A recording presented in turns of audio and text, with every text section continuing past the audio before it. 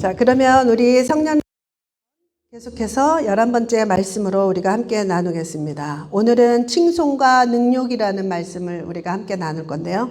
지난주에는 우리 위로의 아들 바나바, 위로의 아들 바나바, 선지자적 위로자라는 제목으로 우리가 함께 나눴죠. 그래서 바나바라는 인물을 통해서 선지자적인 위로가 무엇인가, 성경이 말하는 위로와 우리가 심리학적으로 이야기하거나 일반적으로 말하는 위로와의 차이가 무엇일까 우리가 함께 나눠봤죠. 그래서 선지자적인 위로, 이것은 단순히 정신적인 차원의 위로를 뛰어넘는, 그것을 거쳐서 뛰어넘는 그러한 위로라고 했어요. 그래서 한 사람의 미래를 바라보고 하나님의 뜻을 바라보고 하나님의 말씀과 신뢰로 그를 사명의 자리까지 인도해 주는 것, 이것이 바로 성경적인 위로자의, 우리가 바나바를 통해서 알았죠. 그렇기 때문에 이것은 단지 마음을 위로하고 안정시켜주는 정도의 것이 아닌 거죠.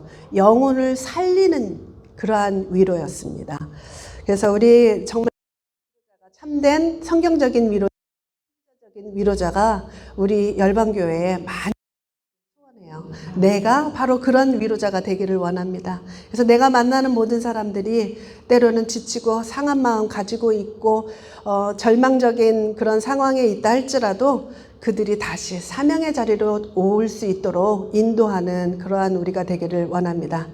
자, 이번에는 11번째 칭송과 능욕이라는 제목으로 우리가 함께 나눌 것인데요. 성경 구절이 굉장히 깁니다.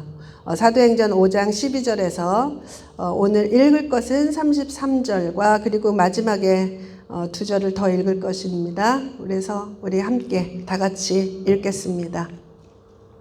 자, 12절부터 우리 함께 읽겠습니다. 시작. 사도들의 손을 통하여 민간의 표적과 기사가 많이 일어나매 믿는 사람이 다 마음 솔로몬 행각에 모이고 그 나머지는 감히 그들과 상종하는 사람이 없으나 백성이 칭송하더라.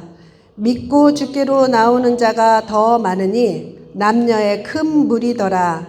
심지어 병든 사람을 메고 거리에 나가 침대와 요 위에 누이고 베드로가 지나갈 때에 혹 그의 그림자라도 누구에게 덮일까 바라고 예루살렘 부근에 수많은 사람들도 모여 병든 사람과 더러운 귀신에게 괴로움 받는 사람을 데리고 와서 다 나음을 얻으니라.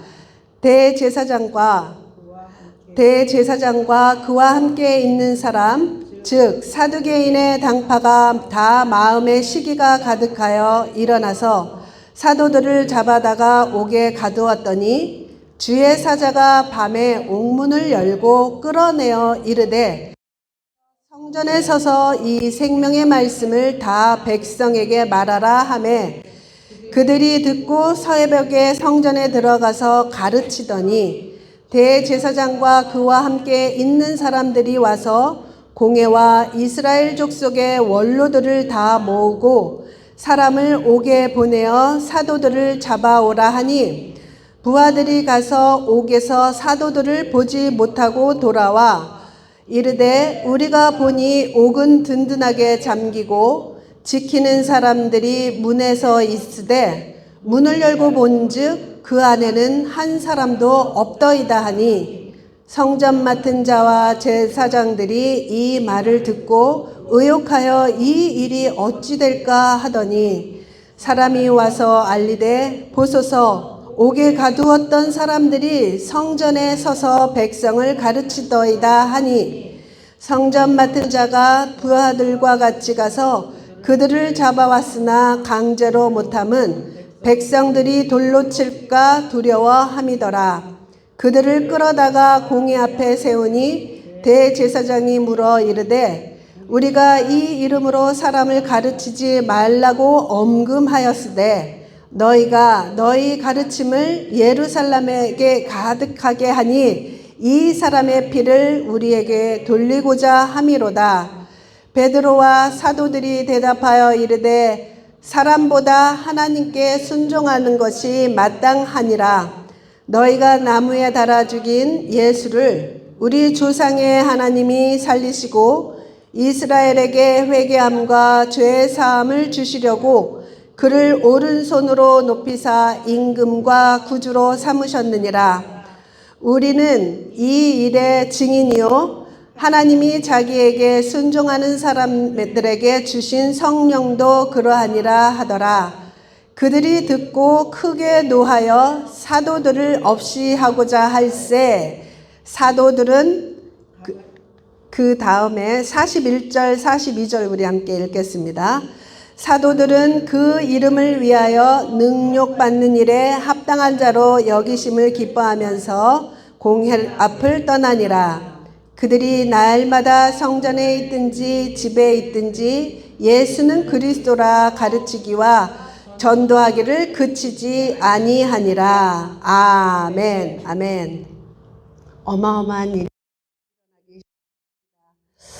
우리 말씀은 바나바로 되돌아가서 말씀을 나눴는데 전에 우리가 아나니아와 삽비라 이야기를 우리가 함께 나눴었죠. 그것이 배경입니다. 그 말씀이 배경이고 하나님의 경외함을 잠시 잃어버리고 사람들의 시선을 염려하고 사람들에게 칭송받기를 원했었던 아나니아와 삽비라가 거짓말을 하게 된 그 일들, 그리고 그 거짓말을 우리 하나님께서는 공동체의 거룩함을 지키시려는 그 마음으로 이들을 죽음으로 거두셨어요.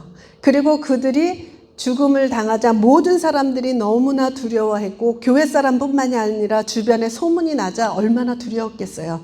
와, 거짓말 하나 한 것으로 사람이 죽네 할 정도로. 그러니 그 교회가 굉장히 거룩해졌어요. 다시 그 모든 틈이 있었던 것들이 거두어지고 다시 거룩을 회복하게 되었어요. 그리고 나서 오늘 말씀이 이어지는 거죠. 회복한 이 공동체에 하나님의 영광이 다시 나타나기 시작한 거죠.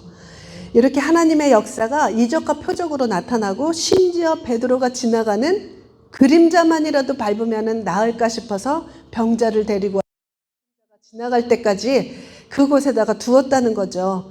와, 오늘날에도 사실 우리가 몰라서 그렇고 우리가 보지 못해서 그렇지 또 지금도 이런 일들이 일어나는 지역들이 있습니다. 영혼 구원에 하나님께서 급한 마음이 있을 때 이러한 일들이 여전히 일어나죠. 브라질이나 아프리카나 이런 데서는 여전히 이런 일들이 일어나고 있어요. 그리고 선교 지역을 가면은 하나님께서 강력하게 지금도 이런 역사를 일으키십니다.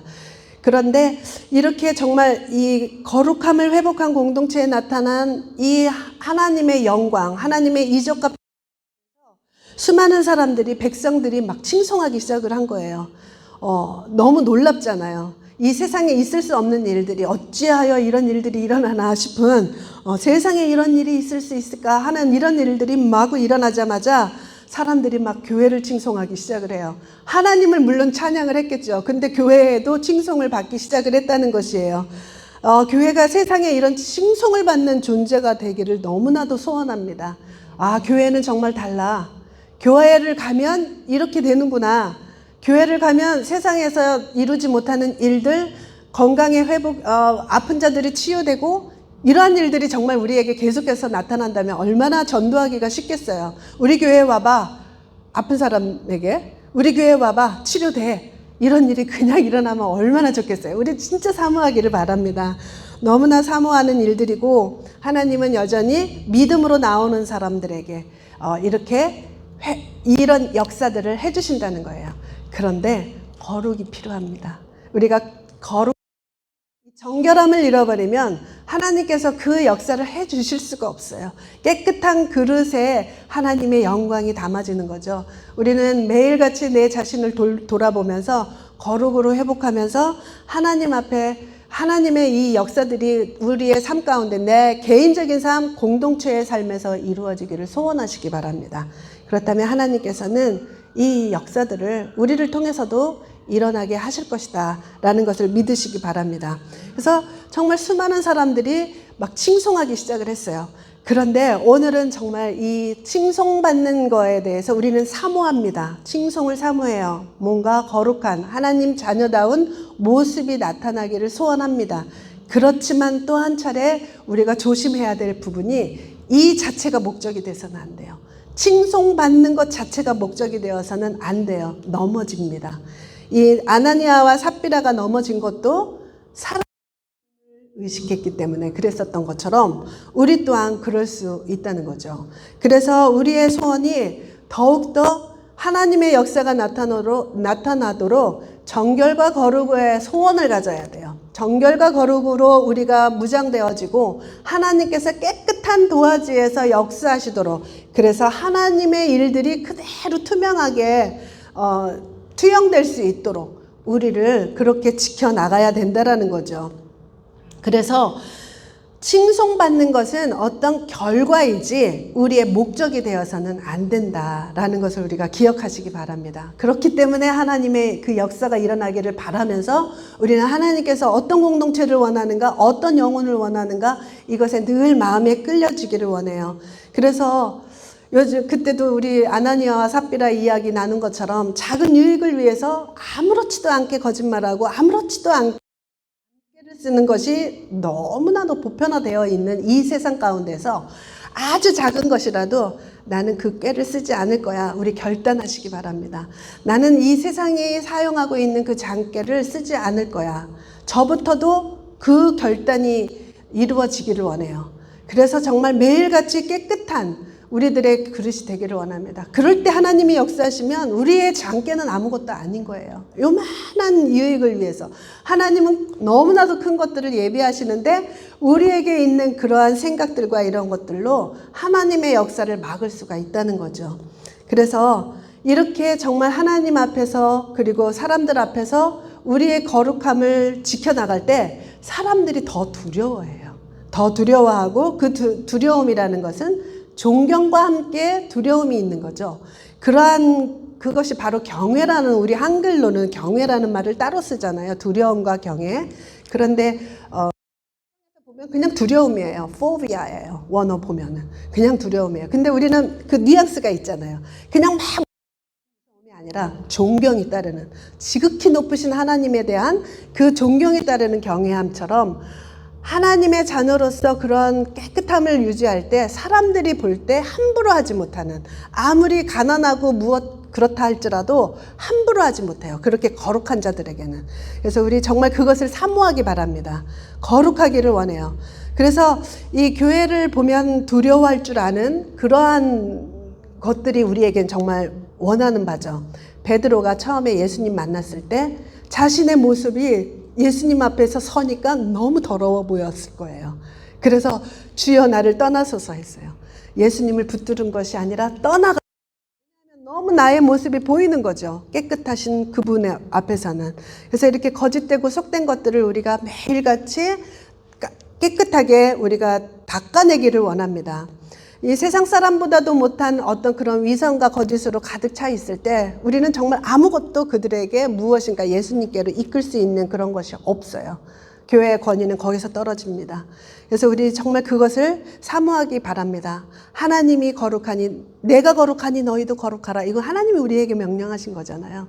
그러니까 우리 정말 거룩을 위해서, 정결을 위해서 우리 사모하는 마음을 갖기를 원해요. 그래서 나의 말과 나의 행실과 생각과 이러한 것들이 하나님의 거룩과 닮았나? 이것을 매일같이 스스로 점검해 나가기를 바랍니다. 이랬을 때 우리는 하나님께 사람들에게도 거룩한 자로서 칭송받는 그러한 교회가 되고 개인이 될 수가 있죠. 이 칭송마른 사람은 결국에는 그것을 위해서 노력으로 살아갈 수밖에 없어요. 어떻게 하면 그 칭송을 받을까? 이렇게 칭찬받을까? 그러다가 스스로 넘어지죠. 그리고 내가 만약에라도 뭔가 성취해서 사람의 칭송을 받았다. 대단해요. 이런 이야기를 들으면 교만해지기가 쉽다는 거죠. 그래서 우리는 칭송이 아닌 그 목적, 칭송은 결과물, 우리가 목적하는 바는 하나님의 뜻을 이루어가는 것, 그것은 어떻게 정결과 거룩으로 우리가 옷 입고 하나님이 그대로 우리 안에서 역사하시도록 하는 것이 우리의 목표가 되기를 원합니다.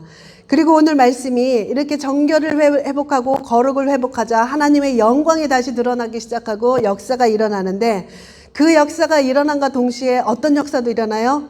어둠의 영들의 역사, 항상 따라옵니다. 동전의 양면입니다. 그래서 사람들이 칭송하는 만큼 또 핍박자들의 그 협박들이 또 함께 들어온다는 것을 우리가 알게 돼요.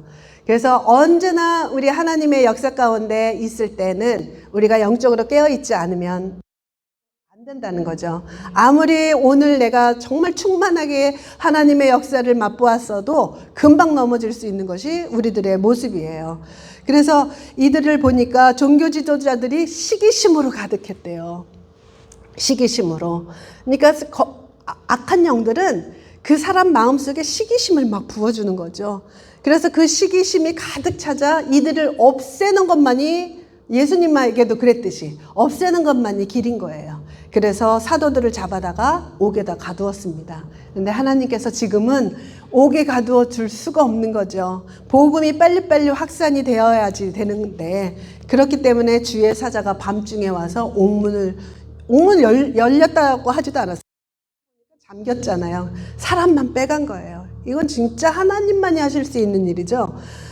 감옥문을 통과해서 이 사람들을 빼어 주었다라는 것이에요. 그러면서 가서 성전에 서서 몰래 어디 가서 사람들 모아서가 아니에요. 성전에서래요. 이건 보란 듯이 서서 전하라고 하는 거죠. 이 생명의 말씀을 백성에게 전하라 라고 명령을 합니다. 이들이 한번 갇혔기 때문에 두려움을 가질 수 있는데, 이들은 아랑곳하지 않고 하나님의 그 역사하심을 따라서 사자가 나타나자, 하나님의 사자가 나타나자 그의 말씀의 그 명령대로 성전에 가서 서서 말씀을 전하기 시작하는 거예요. 그래서 다음 날 아침에 모든 사람들, 그 제사장과 원로들을 모아놓고 이제 이를 예수님을 신문하듯이 또다시 신문을 하려고 데리러 보냈어요. 사람을 가서 데리고 오라고. 그런데 텅텅 비어 있는 거죠. 문도 잠겨 있고 여전히 그 보초 서는 사람들도, 옥졸들도 여전히 서 있는데도 불구하고 문을 열어보니까 그 안이 아무도 없는 거죠. 얼마나 놀랬겠어요. 얼마나. 그런데 이 사람들이 찾아서 돌아다녀 버젓이 성전에서 가르치고 있는 거예요. 서서. 얼마나 놀랬겠어요. 이 시기심에 불타는 사람들이 당장에 우리 같으면 너무 놀랄 것 같아요. 예수님도 죽으셨는데 그 예수님께서 하신 그 일들보다도 더 놀라운 일들이 지금 일어나고 있는데 얼마나 두려웠을까 싶은데, 이들은 이 시기심이라는 게 그렇게 강력해요. 시기심이 임하면 두려움도 없는 거죠. 그래서 다시 데리고 와라 해서 끌어오는 거예요. 다 잡아들여서 다시 신문하려고. 그런데 그 옥졸들이, 사람들이 가서 데리러 오는데 도저히 그 사람들이 너무 많아서 어떻게 쉽게 데리고 올 수가 없는 거예요. 강제로 끌고 연행할 수 없는 거예요. 그래서 어찌됐든 이 제자들을, 그리고 사도들을 데리고 와서 이렇게 또 계속해서 예수 이름으로 가르치지도 전하지도 말라 했는데 너희들은 어찌하여 그렇게 계속 전하느냐. 그랬을 때 이들이 입 다물고 있지 않았어요. 전혀 그렇게 하지 않았어요. 사람보다 하나님께 순종하는 것이 낫지 않겠느냐, 또 그렇게 얘기하는 거죠. 너무나 당당해요. 이들은 정말 기죽지도 않았고 두려워하지도 않았습니다. 성령님께 사로잡힌 받은 사람들의 모습이 바로 이 모습이라는 것이에요. 모든 사람들은 칭송은 받기를 원하지만 고난받거나 능욕당하는 것은 원하지 않아요. 그런데 항상 이것은 같이 올 수 있다는 거예요. 칭송은 한쪽에서 받더라도 능욕을 받거나 핍박을 받는 일들은 항상 양면의 동전의 양면 같은 그러한 것이라는 거죠. 영광과 핍박은 함께 옵니다. 그렇기 때문에 이와 같이 능력받는 것을 두려워하거나 그럴 때는 아무것도 할 수가 없는 거예요. 아무것도. 요동치지 않는 이들의 모습을 보면서 우리들의 모습을 한번 보기를 원해요. 조금만 듣기 싫은 소리 들으면 우리는 그냥 말아버리죠. 뒤로 물러나요. 그러기가 쉽죠. 우리는 그렇게 할 수가 없어요. 하나님의 사람이라고 한다면, 성령이 내 안에 있다고 한다면 그렇게 그냥 가만히 있는 것이 편하지만은 않다는 거죠. 내 안에서 계속해서 말씀하시는 성령님이 계시기 때문에. 그렇기 때문에 우리는 성령님의 그 명령을 따르는 것이 우리들의 역할입니다. 뭐 늘 언제나 이적과 표적이 나타나고 수많은 열매들이 많이 이 구원의 역사들이 막 가속이 붙어서 수천 명이 막 이렇게 회개하고 주님 앞으로 나왔을 때는 얼마나 좋았겠어요. 그런데 감옥으로 끌려갔어요. 끌려가서 신문을 당하고 이랬을 때 전하지도 말고 가르치지도 말라는 이들의 이 제자들과 제사장이나 대제사장들, 바리새인들 앞에서 이 제자들이나 사도들은 신분적으로 보았을 때는 너무나도 차이나는 신분으로 봤을 때는. 그러나 임했을 때는 이들이 어떠한 권력 앞에서도 굴하지 않을 수 있는 그러한 마음이 있다는 거죠. 그래서 오히려 이들은 더 당당하게 이들에게 예수 그리스도가 누군지를 설교를 하고 있어요. 또다시 설교를 합니다. 틈만 나면은 예수님을 가르치고 예수님이 누구인지를 알려주는 거죠. 그래서 이들에게 이제 어떻게 할 줄을 모르겠는 거죠. 이 제사장들이, 종교 지도자들이 시기심은 가득한데 어떻게 할 수가 없는 거예요. 이럴 때 누가 조심하라. 하나님의 것이 아니라면 사라져 없어질 것이니 너희들은 조심하라 라는 그런 이야기를 듣자 이들이 어떻게 할 수는 없고 그 이전에는 협박만 하고 보냈는데 이번에는 채찍질을 했습니다. 채찍질을 하고 돌려보내죠. 우리는 그냥 이렇게 읽으니까 채찍질하고 돌려보내서 돌아갔더라 이러면 이제 풀려났구나 이 정도인데 채찍을 맞았을 때 그들의 고통과 이런 두려움이나 이러한 것들은 얼마나 크겠어요. 우리 언젠가 어떤 형제하고 같이 이야기를 나누는데 그러더라고요. 자기는 순교를 당할 수 있대요. 당당히 당할 수 있대요. 한순간에 죽이기만 한다면 받을 수 있다는 거예요. 그런데 고문하고 때리고 그러면 그거는 아파서 싫다는 거예요. 그런 솔직한 이야기를 하더라고요. 그것처럼 읽으니까 그냥 쉽게 넘어가는데 그들은 그 고통과 두려움을 겪고 나온 거예요. 뭐라고 이야기하냐면 그 이름을 위하여 능력받는 이 일이 합당한 것을 알고 기뻐하며 성전을 나왔다는 거예요. 기뻐하며 공회 앞을 떠났다는 거예요. 그리고 계속해서 가르치고 전도하기를 했다는 거죠. 이들을 막을 사람이 아무도 없어요. 성령님을 막는 거죠. 그렇게 되면 이러한 사람들, 성령에 의해서 움직이는 사람을 막는 것은 성령님을 막는 거예요. 이건 불가능한 거죠. 누구도 성령님을 막을 수가 없습니다. 이들이 바로 그러한 역할을 그렇게 해냈다는 거예요. 그래서 우리 오늘 이 말씀을 보면서 하나님의 일을 하면서 하나님께서 하시는 증거들을 막 보여주고 이적과 표적이 나타나고 이 영광스러운 자리에 있는 우리는 좋아합니다. 그리고 기뻐하고 우리에게도 그런 일이 나타나면 얼마나 우리 막 박수치고 좋아해요. 그러나 이 칭송받는 그 뒤에는 항상 따르는 이렇게 멸시받고 그리고 때로는 핍박 우리의 삶을 괴롭히고 하는 존재들이 있다는 것을 우리가 항상 기억해야 돼요. 시기 질투 때문에 또는 무지 때문에 몰라서 그런 사람도 있어요. 사도 바울은 몰라서 그랬죠. 몰라서 핍박을 했었어요. 그런데 알면서도 진짜 눈앞에서 보여주는 이 역사들을 보면서도 시기 질투 때문에 그 제자들을 끌고 가는 이 핍박을 하는 것, 이것은 항상 따라다닌다라는 것을 우리가 기억해야 된다는 거죠. 하나님의 일을 막으려고 하는 악의 역사들은 쉬지 않아요. 우리는 때로는 쉬어요. 이제 좀 쉬어야겠다. 이제 못하겠다. 우리는 이러는데 마치 AI 같아요. 이 악한 영들은. 로봇은 쉬지 않고 일한다잖아요. 배터리 그것만 있으면. 그것처럼 이 악한 영들은 진짜 로봇 감정도 없는지 그냥 계속해서 쉬지 한다는 거죠. 근데 우리는 쉰다는 거예요. 그게 그래서는 안 되는 거죠. 네. 이와 같이 칭송받는 일에도 우리가 거기에서 부안해동하면 안 되고요. 그리고 능력을 받는 것에 의해서 두려워해서도 안 된다는 것이에요. 칭송과 능력은 함께 따라다니는 것이고 우리는 그것에 의해서 요동쳐서는 안 된다는 거죠. 항상 초월할 수가 있어야 돼요. 능력은 당연하다. 내가 이 사람에게 전도하느라고 말씀을 전할 때 이 사람의 그 얼굴 표정을 보고 우리는 쉽게 포기하고 내가 진짜 더러워서 다시는 안 전해. 이러면서 그냥 말아버릴 수가 있어요. 이게 사람들의 얼굴 표정이 다 나타나잖아요. 그죠? 나타나면은 하기 싫은 거죠. 아, 내가 뭐하러 전해? 저런 소리 들으면서 뭐하러 저 사람한테 복음을 전해? 이럴 수 있단 말이죠. 그런데 그러지 말아야 된다는 거죠. 우리는 능력은 항상 따라다닌다. 그런 생각을 하고 성령이 원하시는 바이고 성령님이 우리를 이렇게 이끄시는 것이다 생각하면서 우리는 이것도 저것도 칭찬을 해도 거기에 우쭐할 것도 없고 하나님께서 주시는 허락하신 그 능력을 받아도 우리가 그것으로 위축될 것도 없다는 거. 우리는 항상 복음의 일에 대가를 지불해야 돼요. 능력받을 대가. 그 준비해야 됩니다.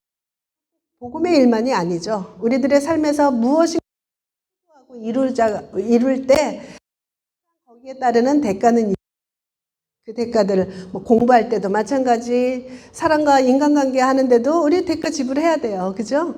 그리고 사업의 성공을 위해서도 우리는 대가 지불을 해야 합니다. 어려움이 닥쳤을 때 나 안 할래. 그러면 그냥 끝인 거죠. 이것처럼 쉬운 것이 하나 없다라고 말하는 어른들의 말이 사실이에요. 쉬운 것은 하나도 없습니다. 모든 것들은 바라는 거죠. 중력의 법칙처럼 원래 그냥 그 자리로 가게 하려고 하는 그러한 힘이 엄청나게 강해요. 근데 물건 떨어지고 그 중력의 법칙에 의해서 땅에 떨어지면 그냥 땅바닥 원래 그 위치라고 치면은 영적인 중력의 법칙은 한도 끝도 없어요. 미칩니다. 그 끌려 내려가는 데가. 그래서 우리는 이 영적인 중력의 법칙 우리는 포기하고 그만 해야지 하는 그러한 마음 같지만 우리는 잠시 멈춤이 아니다라는 사실을 알아야 돼요. 한없이 우리는 음부의 세계로 들어갈 수 있는 그러한 위험에 처해 있다는 거예요. 성령님을 붙들지 않으면. 그래서 제일 편한 거는 안 하는 거예요. 전도도 안 하고 안 하는 게 편하고 안 읽는 게 편해요. 그냥 내 시간 내가 알아서 쓰면 되는 거잖아요. 그죠? 굳이 그럴 필요 없어요. 안 하면 좋겠어요. 그런데 안 하면 그냥 안 하는 채로 있는 것이 아닌 것이 문제다라는 거죠. 그래서 우리는 그 밑으로까지 우리를 끌고 내려가려고 하는 그 악한 영들이 있다는 사실을 알고 우리는 주님 붙들어야만이 돼요. 우리는 주님을 붙들지만 하나님은 이미 우리를 붙들고 있습니다. 내가 잊어버리고 자꾸 딸려가서 그렇지. 그래서 우리는 이 어둠의 세계는 한도 끝도 없이 끌려 내려갈 수 있다. 무한대이다 라는 것을 아셔야 되는 거죠. 그래서 지난번에 어느 자매하고 함께 얘기를 나누는데 여러 가지 그 시프트 일로 계속해서 음악 틀어주는 줄 알았어요. 음악 소리처럼 들리네요. 음악 소리 아니죠? 오토바이. 예, 계속해서 이제 시프트 일로 피곤했던 거예요. 이제 마음도 지치고 몸도 지치고 집에 들어오면 아무것도 하고 싶지 않고 이렇게 멍 때리고 싶은 그런 시간들이 있잖아요. 그래서 그냥 잘 보지 않는 넷플릭스를 켰다는 거죠. 그걸 켰는데 영화를 하나 선택해서 이제 영화를 봤대요. 근데 그 영화에서 보니까 앱이 있고 그 앱에 자신의 얼굴을 대고 소원을 비는 앱이래요. 그 소원을 빌면은 그 소원이 성취되는 앱이라는 거예요. 근데 자신의 이제 정보가 들어가는 거겠죠. 그런데 진짜 성취가 된다는 거죠. 그 앱에 자기의 소원을 이야기하면 그 소원이 성취가 된다는 거예요. 그 소원을 성취시켜주자 그 이후로 일주일 내로 계속해서 사망의 길로 간다는 거예요. 죽음. 그래서 살인이 일어나고 이런다는 거죠. 근데 보다가 이거 진짜 영적으로 안 좋구나. 그리고서 껍데기 잠을 잤대요. 잠을 잤는데 심한 가위에 눌렸대요. 너무너무 심한 가위에 눌렸다는 거예요. 그래가지고 그 이전에 그 정도까지도 아니었는데 엄청난 크기로 가위에 눌려가지고 예수 이름 부르면서 겨우겨우 빠져나왔다는 거예요. 그래서 우리는 잠깐 멈추고 쉬고 그런 것 같지만 영의 세계는 그렇지 않아요. 그 잠깐 멍 때리고 있는 사이에 이상한 거 보고 그 이상한 그 미디어를 통해서 영이 들어와서 그렇게 가위에 눌리게 그러니까 우리가 정말 얼마나 깨어 있어야 하는지, 쉬더라도 좋은 방향으로 쉬어야 된다는, 그것이 우리 정말 깨어 있어야 돼요. 그래서 중력의 법칙으로 우리는 쉬고 아무것도 안 하는 것이 너무 좋은 것 같은데, 그때 우리가 조심해야죠. 어떻게 쉬는, 너무나 중요한 일입니다. 그래서 이 중력의 힘, 이 영적인 중력의 힘, 그냥 아무것도 하지 않고 그냥 편하게 지내고 싶어 하는 그 힘들을 내가 맞대결해서 싸우려고 하면은 백전백패입니다. 그것을 맞대결해서 해야 돼. 안 돼요. 그게 안 되는 거예요. 절대로 우리가 스스로 싸워서 이길 수 있는 상대가 아니라는 것. 어떻게 해야 되는가? 주님 붙들어야 돼요. 그러니까 한시도 떨어져서는 안 되는 거죠. 자전거 타는 거하고 똑같아요. 자전거 타고 막 달려가다가, 물론 잠시 잠깐은 그 가속에 의해서 관성의 법칙으로 앞으로 계속 달려가고 있어요. 그런데 이 페달을 계속 밟지 않으면 언젠간 쓰러지잖아요. 그 쓰러짐의 속도가 그렇게 오래 안 가요. 금방 쓰러져요. 그래서 계속해서 우리는 페달을 밟아야만이 자전거가 올바로 갈 수 있는 것처럼 우리 계속해서 밟아야 되는 거예요. 하나님을 붙들어도 잠시 쉬는 그거 없는 거죠. 그래서 하나님을 붙들되 계속해서 되는 것입니다. 그리고 또 하나는 뭐냐면 우리의 목적이 항상 단 한 가지여야 돼요. 목적이 이쪽으로 저쪽으로 이 사방으로 펼쳐져 있을 때 우리는 갈 길을 잃어버릴 수도 있죠. 그런데 오늘 말씀 나눈 것처럼 목적이 뚜렷해야 돼요. 목적이.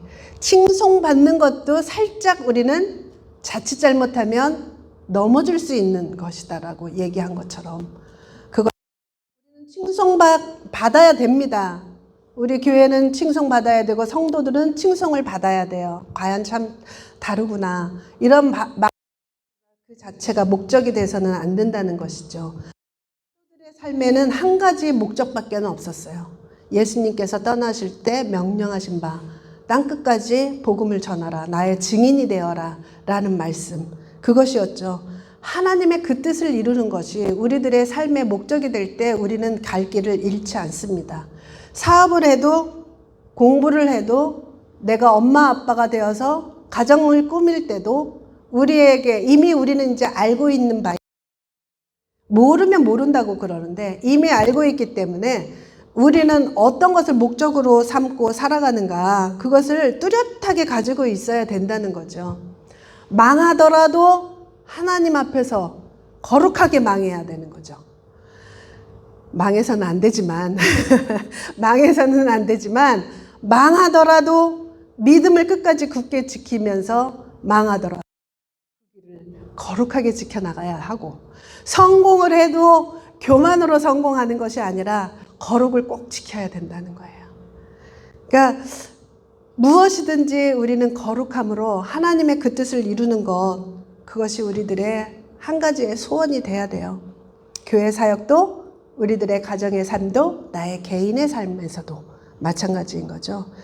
베드로전서 1장 9절에 보면 믿음의 결국 곧 영혼 구원, 그렇게 말씀하시잖아요. 믿음의 결국은 영혼이 구원받는 거에 있다는 거예요.